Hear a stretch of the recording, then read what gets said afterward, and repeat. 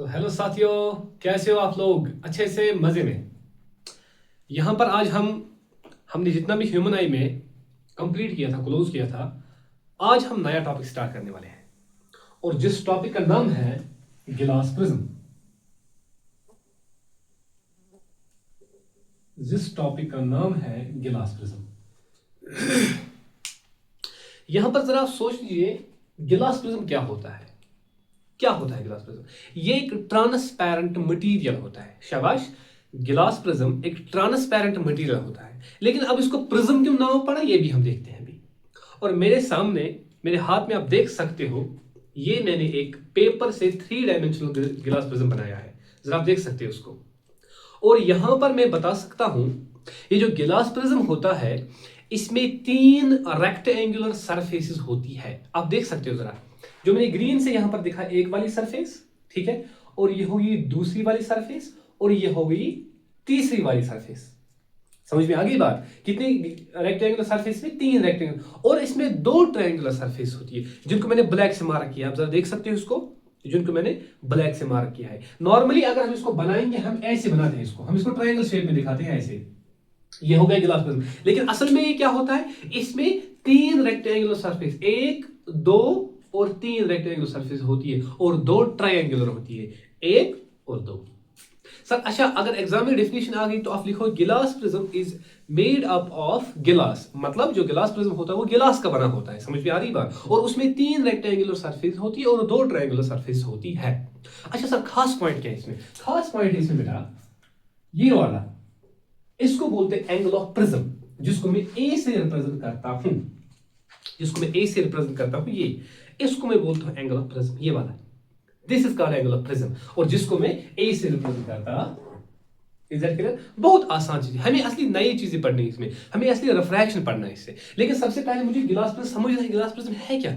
गिलास प्रिज्म एक ऐसा ट्रांसपेरेंट मटेरियल है जिससे लाइट पास हो जाती है। और जो ये गिलास प्रिज्म होता है, इसमें 3 रेक्टेंगुलर सरफेस होती है, 1, 2 और 3, और 2 ट्रायंगुलर सरफेस होती है। और जो ये एंगल यहां पर बनता है, इसको हम बोलते हैं एंगल ऑफ प्रिज्म।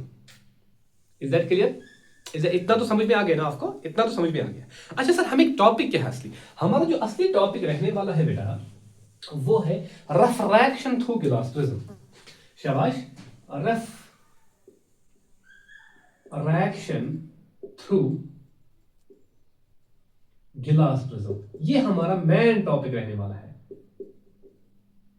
सर हमने पढ़ा था रिफ्रैक्शन थ्रू गिलास स्लैब पढ़ा था। हमने पढ़ा रिफ्रैक्शन वगैरह, पानी में हम रिफ्रैक्शन करते थे, केरोसिन में, टर्पेंटाइन ऑयल में, हमने वो सारा पढ़ा है। लेकिन सर यहाँ क्या खेल होने वाला है? यहाँ पर जो हम पढ़ने वाले हैं, इनको आपको बहुत ध्यान से देखना पड़ेगा।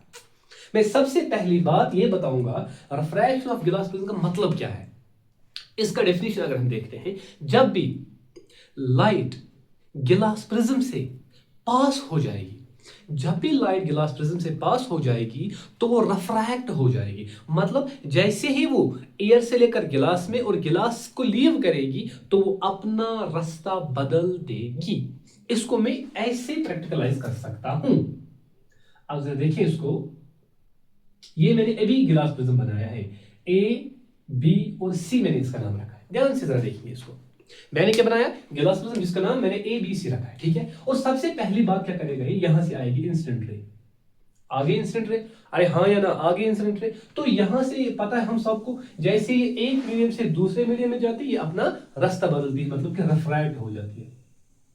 ऐसे किया इसने, इसको सीधे जाना था, लेकिन इसने अपना रास्ता बदल दिया, ठीक है। यहां पर क्लियर हो गया। और जब ये रिफ्रैक्ट होकर बाहर निकल जाएगी, जब ये रिफ्रैक्ट होकर बाहर निकल जाएगी, तब भी ये अपना रास्ता चेंज करेगी, जिसको मैं रिफ्रैक्शन बोलता हूं। असल में हमें यहां पर क्या समझना है, हमें एक मेन कंसेप्ट है यहां पर जो हमें ध्यान से देखना पड़ेगा। इसका रास्ता एक्चुअल में ये था, लेकिन इसने अपना रास्ता बदल दिया, और जो इसने एंगल यहां पर क्रिएट किया, इसी को बोलते हैं हम एंगल ऑफ डेविएशन। अच्छा सर, एग्जाम में अगर हमें लिखना होगा एंगल ऑफ डेविएशन क्या होता, क्या आप लिखोगे? The angle between original path of incident ray, the angle between original path of incident ray and the emergent ray, और the path, ये जो एंगल जो बनता है इंसिडेंट रे के दरमियान और इंसिडेंट रे और इमर्जेंट रे के दरमियान जो एंगल बनता है इसको हम बोलते हैं एंगल ऑफ डेविएशन। एंगल क्यों बोलते हैं? क्योंकि ये अपने रास्ते से डिविएट होकर चली जाती है, क्योंकि इसको जाना था बेचारे को सीधे को, लेकिन ये अपने रास्ते से डिविएट हो जाती है जिसकी वजह से एंगल क्रिएट करती है जिसको हम बोलते हैं angle of deviation.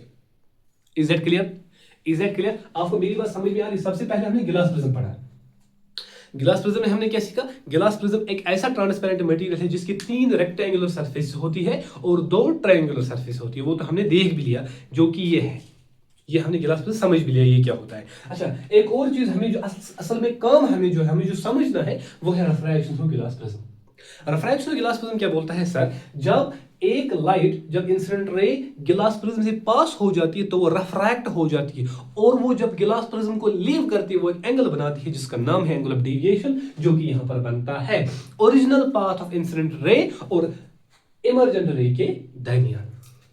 Is that clear? Are you getting my point? ये समझ में आ रही बात? चलिए मैं समझता, इसका नाम है IO। समझने के लिए इसका नाम है B, यहां पर मैं रखता हूं K और यहां पे मैं रखता हूं Z। Is that clear? Is that clear? और यहां पर IO आ गई इंसिडेंट रे, रिफ्लेक्ट होकर बन गई OK और डीविएट जब हो गई तो KZ। मैं यहां पर बता सकता हूं ये जो एंगल बनता है, ये वाला एंगल इमर्जेंट रे और ओरिजिनल पाथ इंसिडेंट रे के दरमियान, इसको हम बोलते हैं एंगल ऑफ डेविएशन। इसको हम बोलते हैं एंगल ऑफ डेविएशन। अच्छा, डिविएट क्यों बोलते हैं? एंगल ऑफ डेविएशन क्यों बोलते हैं इसको? क्योंकि ये अपने रास्ते से डिविएट होकर चली जाती है, क्योंकि ये अपने रास्ते से डिविएट होकर चली जाती है। आगे इतना ही टॉपिक है, इतना ही। रिफ्रैक्शन में लिखना है, पहले गिलास प्रिज्म बनाना है, बनाया गिलास प्रिज्म, उसके बाद लिखना है इसका नाम क्या होगा, लिखा वो भी अपना नाम, अपना नहीं बल्कि इसका गिलास प्रिज्म का नाम जो होगा लिखा। उसके बाद सर ये होगी इंसिडेंट रे, फिर होगी रिफ्रैक्ट रे, इसका अलग अलग नाम देना है और यहां पर खास पॉइंट आपको मेंशन करना है, question close. Are you getting my point? Are you getting my point? हम आगे चलिए बेटा, ये तो आपने समझ लिया सर। जैसे इंसिडेंट रे गिलास प्रिज्म में पड़ेगी, एक सरफेस में पड़ेगी, उसके बाद ये दूसरे सरफेस में जाएगा, उसके बाद इसको लीव करेगी, तो आपको समझ में आ गया।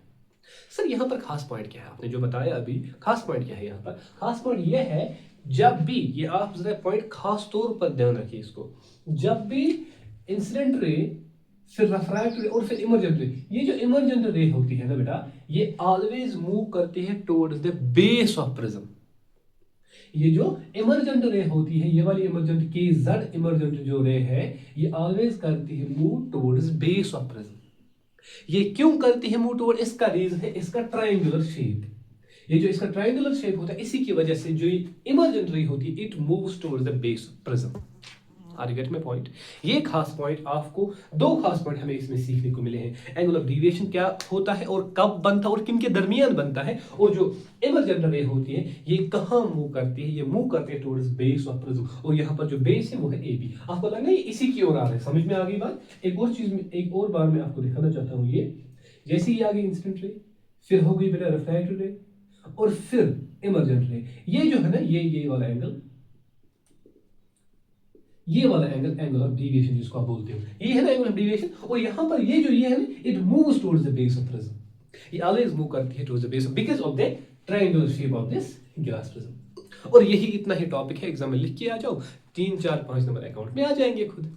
ठीक है, वीडियोस के साथ बने रहो और नोट्स साथ साथ बनाए रखो। मिलते हैं हम इंशाल्लाह नेक्स्ट वीडियो में।